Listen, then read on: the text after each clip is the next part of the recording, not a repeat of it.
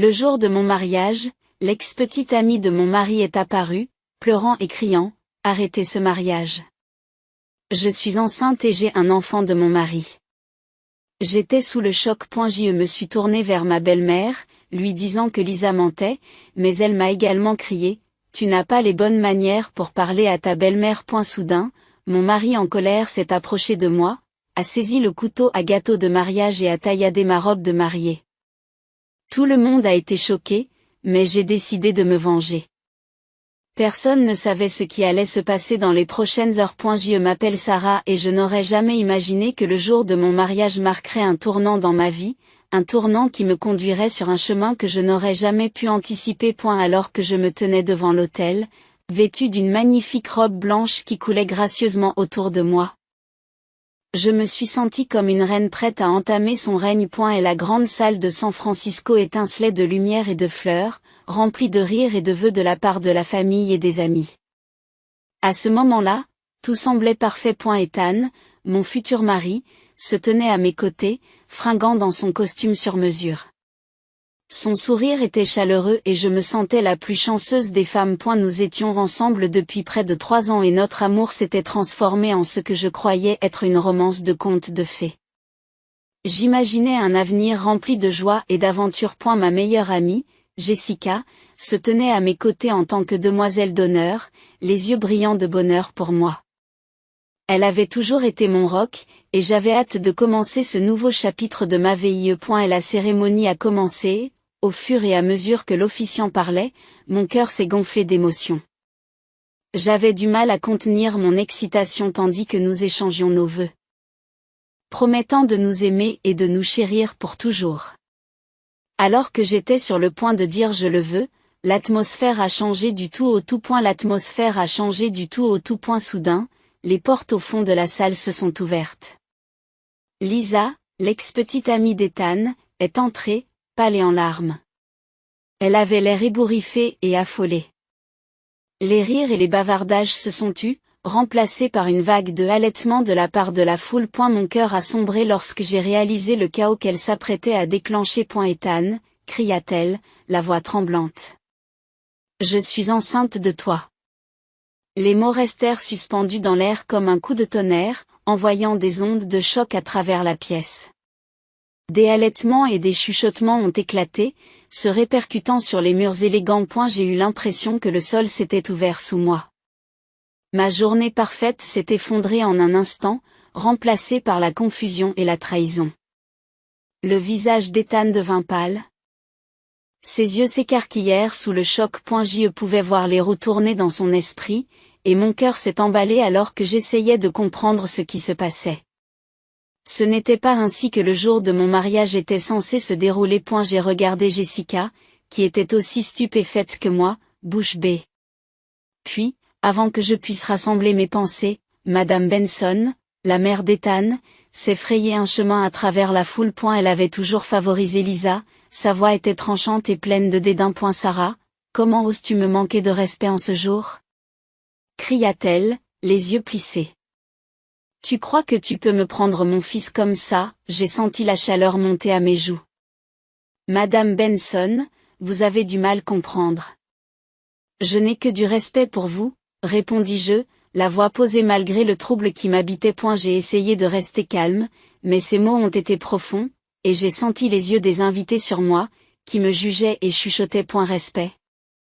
Se moqua-t-elle en s'approchant d'un pas, sa voix dégoulinant de venin.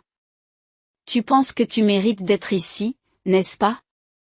Tu n'es rien d'autre qu'une chercheuse d'or qui essaie de le piéger. Avant que je puisse répondre, j'ai remarqué que l'expression d'Ethan était passée du choc à la colère. Il semblait pris dans un tourbillon d'émotions, déchiré entre la femme qu'il aimait et la mère qui avait toujours été une force de contrôle dans sa vie. Alors que je me tenais là, essayant de comprendre le chaos, je sentais la tension dans l'air s'épaissir, m'étouffer.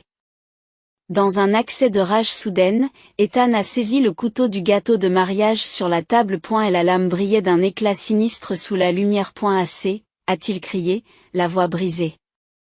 Puis, sans crier gare, il a tranché mon voile avec le couteau, le coupant proprement en 2. L'action a provoqué des halètements dans la foule, et je suis resté figé sous le choc. Les restes de mon voile de mariée tombant en cascade sur le sol comme des pétales. Et la salle est devenue silencieuse, le choc de son accès de violence pesant lourd dans l'air. Mon cœur s'est emballé à mesure que la réalité de ce qui venait de se passer s'imposait à moi. Je me sentais exposée, dépouillée des rêves auxquels je m'étais accrochée il y a quelques instants. Je me suis tournée vers Ethan, à la recherche d'un signe de l'homme dont j'étais tombée amoureuse. Mais à la place, je vis un étranger consumé par la rage et le conflit. Je ne peux pas croire que tu aies fait ça, ai-je murmuré, ma voix tremblant d'un mélange de douleur et d'incrédulité. Les larmes menaçaient de couler, mais je luttais pour les retenir. Les invités me regardaient fixement, leurs expressions mêlant la sympathie et le choc, mais personne ne bougeait pour m'aider. Je me sentais complètement seule. Ethan a semblé réaliser ce qu'il avait fait. Sarah, je ne voulais pas dire qu'il avait commencé. Mais je l'ai interrompu, sentant une vague de force m'envahir. Non, Ethan. Tu m'as montré qui tu étais vraiment aujourd'hui. J'ai dit fermement, ma voix est restée stable malgré l'agitation qui régnait à l'intérieur. Ce n'est pas l'homme que je pensais épouser. À ce moment-là, j'ai su que tout avait changé. Le jour de mon mariage, qui aurait dû être rempli d'amour et de joie, s'était transformé en cauchemar. Le conte de fées que j'avais imaginé s'est brisé en 1000 morceaux, et je me tenais au milieu des restes, aux prises avec la réalité que l'homme que je pensais connaître était capable d'une telle cruauté. En regardant autour de moi, j'ai vu le visage inquiet de Jessica et j'ai senti le poids du monde peser sur moi. Ma vie, autrefois remplie de rêves et d'aspirations, me paraissait désormais incertaine et sombre. J'avais besoin de reprendre le contrôle, de récupérer ma voix et mon pouvoir. Le cœur lourd et l'esprit tourbillonnant de pensée. Je me suis détournée d'Ethan et de la foule. J'ai pris une profonde inspiration et je suis sortie de la salle, l'esprit agité par les événements qui venaient de se dérouler. J'y ressentais un mélange de douleur, de trahison et de détermination. Je refusais de laisser ce moment me définir. Je m'élèverai au-dessus de tout cela. En sortant dans l'air frais de San Francisco, je savais que j'avais un long chemin à parcourir. Mais une chose était claire. Je me battrais pour mon avenir, quelles que soient les difficultés du chemin. J'étais déterminée à découvrir la vérité et à obtenir la justice que je méritais. Mon voyage ne faisait que commencer. Les instants qui ont suivi ma sortie de la salle ont été comme un flou. L'air vivifiant de San Francisco emplissait mes poumons, mais il ne contribuait guère à dissiper le brouillard de choc et d'incrédulité qui obscurcissait mon esprit. Je n'arrivais pas à croire au chaos qui venait de se dérouler. Le jour de mon mariage. Le jour dont j'avais rêvé depuis si longtemps, s'était transformé en un spectacle d'horreur, et je me sentais complètement perdue. J'y suis rentrée chez moi en silence, le poids de mes émotions me pesant.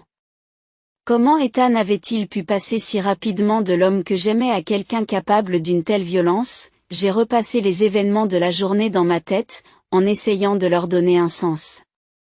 L'annonce choquante de Lisa, les mots durs de Madame Benson et l'accès de violence d'Ethan me hantaient. Une fois rentrée à la maison, je me suis effondrée sur le canapé, fixant le mur d'un regard vide. Mon téléphone bourdonnait de notifications, mais je les ignorais. Je savais qu'il s'agissait probablement de messages d'inquiétude d'amis et de membres de ma famille, mais je n'avais pas la force de parler à qui que ce soit. Jessica finit par arriver, son expression inquiète reflétant mon propre désarroi. Sarah, tu vas bien? Me demande-t-elle doucement en s'asseyant à côté de moi. Sa présence était réconfortante, elle me rappelait que je n'étais pas entièrement seule dans ce cauchemar. J'y pris une profonde inspiration, sentant les larmes commencer à couler dans mes yeux. Je ne sais pas, Jess. Je ne sais pas quoi penser. Tout était parfait, et puis tout s'est effondré. Je réussis à le dire, la voix tremblante. J'y suis vraiment désolée de ce qui s'est passé, dit Jessica en me tendant la main. Tu mérites tellement mieux que ça.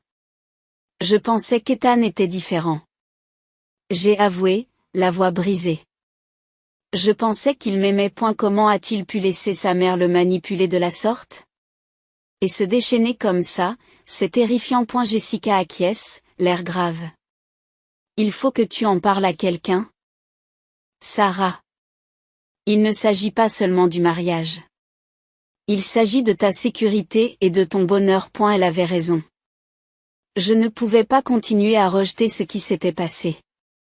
Je devais faire face à la situation.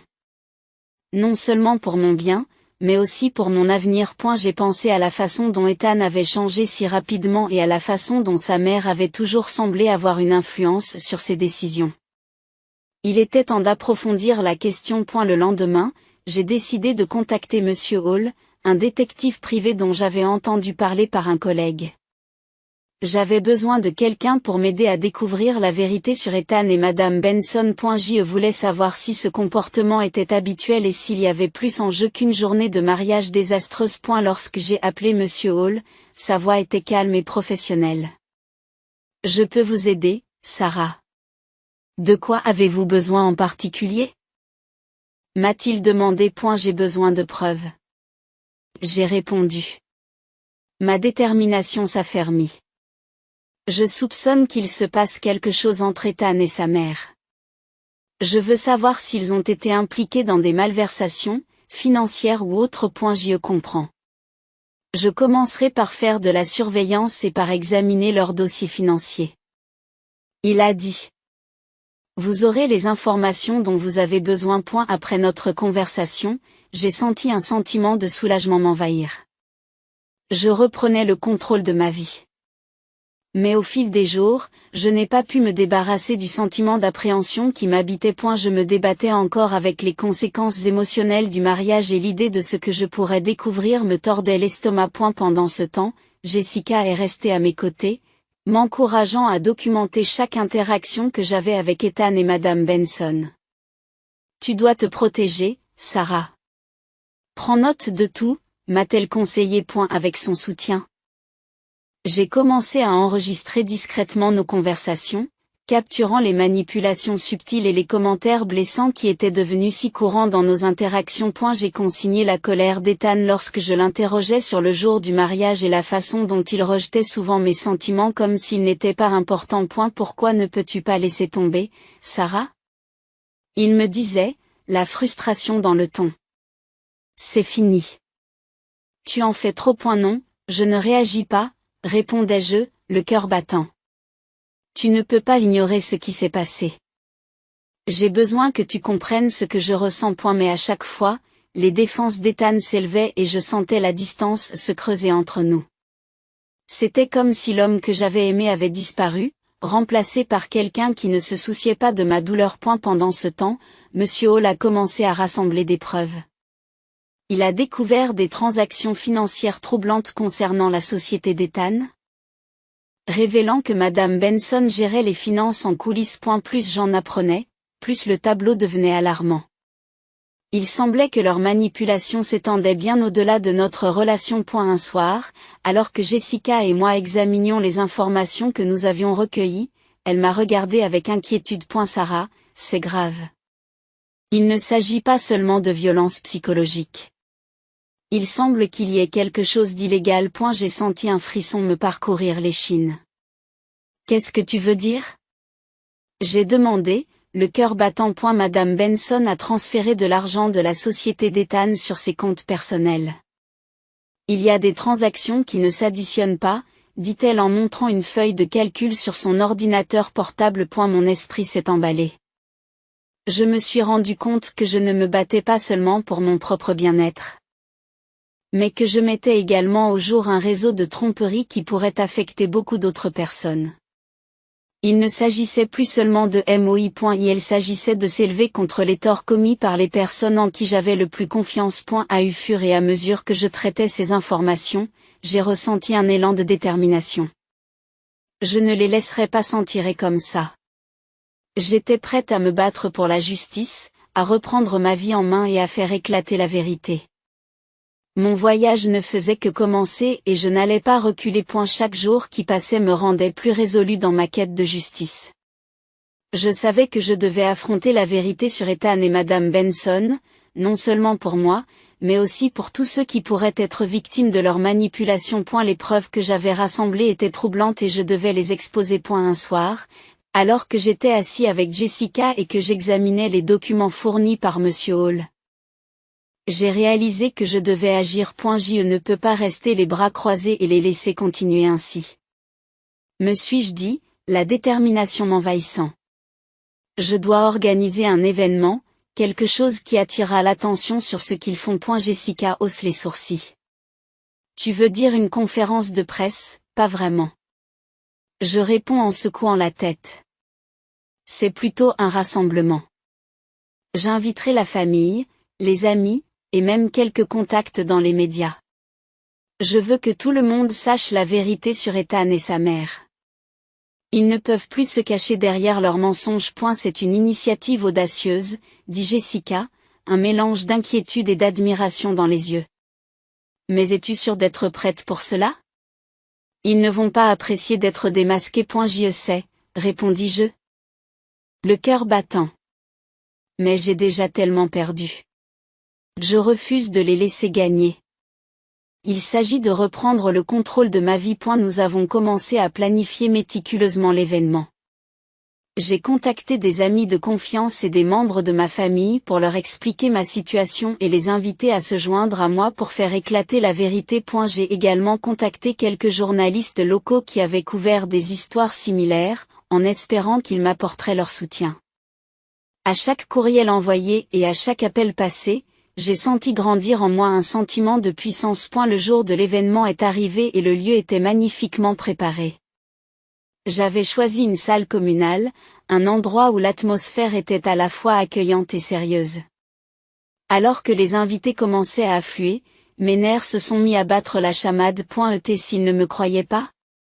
Et si Ethan et Madame Benson retournaient la situation et me dépeignaient comme la méchante?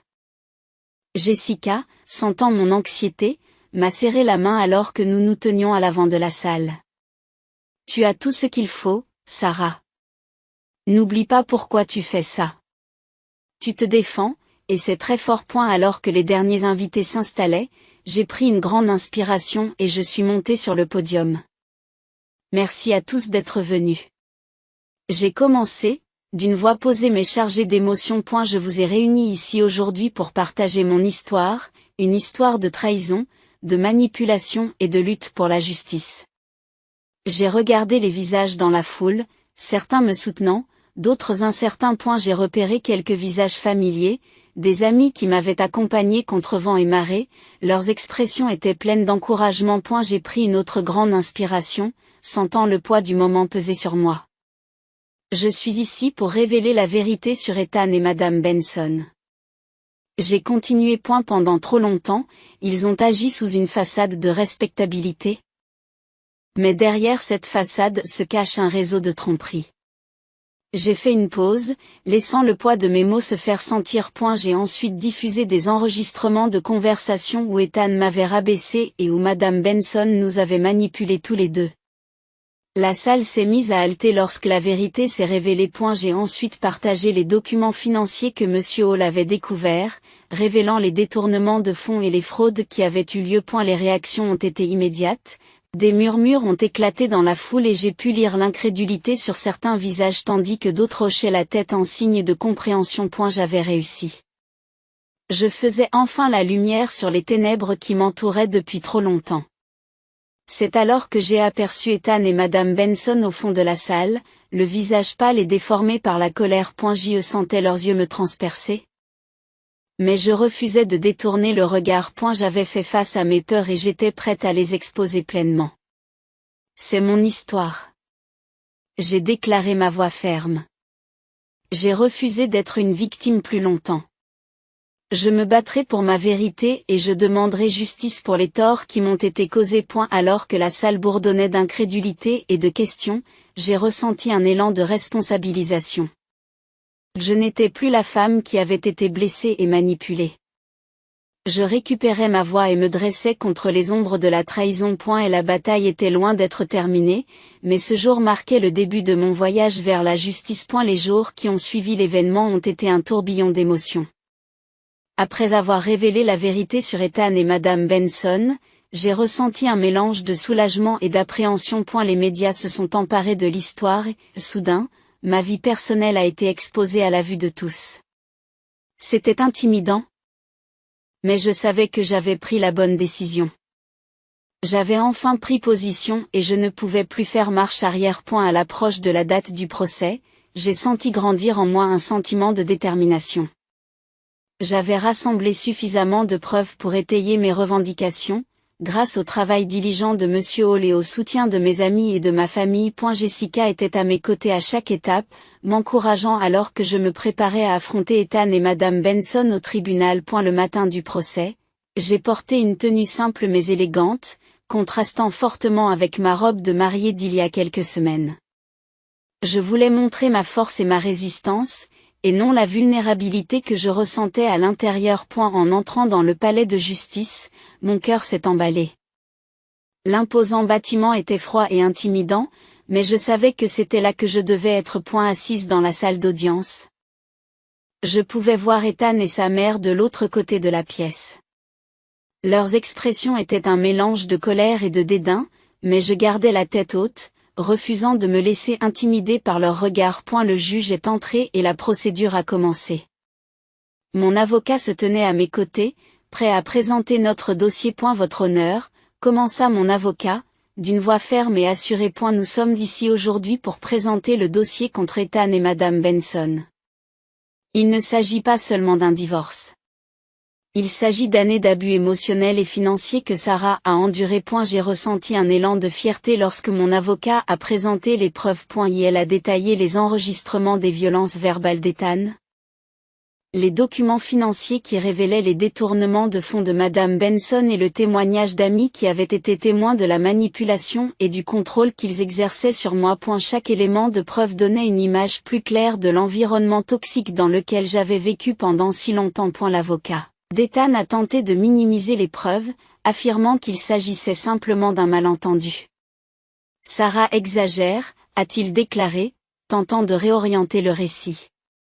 Mais j'ai refusé d'être réduite au silence. Je n'exagère pas, ai-je dit, la voix ferme et posée. J'ai vécu ces abus et je veux m'assurer que personne d'autre n'ait à les subir. Je mérite que justice soit faite. Il en va de même pour toutes les autres victimes qui n'ont peut-être pas la force de se défendre. Et la salle d'audience est devenue silencieuse, tandis que mes paroles résonnaient dans la pièce. J'ai pu voir l'expression de la juge changer. Une lueur de compréhension traversant son visage. À fur et à mesure que le procès avançait, il devenait évident que la façade d'Ethan et de Madame Benson s'effondrait.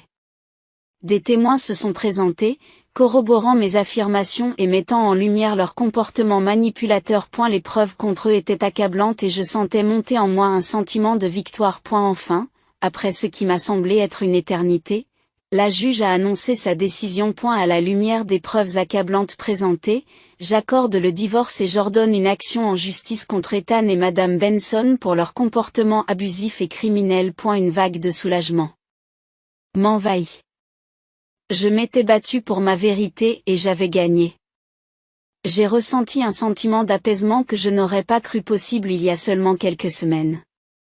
Le fardeau que je portais depuis si longtemps a commencé à se dissiper et j'ai réalisé que j'étais libre. Dans les semaines qui ont suivi, j'ai déménagé dans une maison paisible à la périphérie de Seattle. C'était un nouveau départ, loin du chaos et de la douleur de mon passé. J'ai pris le temps de réfléchir à mon parcours et j'ai ressenti un profond sentiment de paix et de force. J'avais survécu à la trahison, affronté mes peurs et récupéré ma voix. Assise sous mon nouveau Porsche, je regardais le soleil se coucher derrière les arbres et je souriais. C'était ma vie maintenant, une vie remplie d'espoir, de guérison et de la promesse d'un nouveau départ. J'en étais sortie plus forte que jamais, prête à façonner mon avenir, un avenir plein de possibilités et débarrassé des ombres de mon passé. Mon histoire n'était plus celle d'une victime, mais celle de la résilience et de l'autonomisation. Je vivais enfin pour moi-même.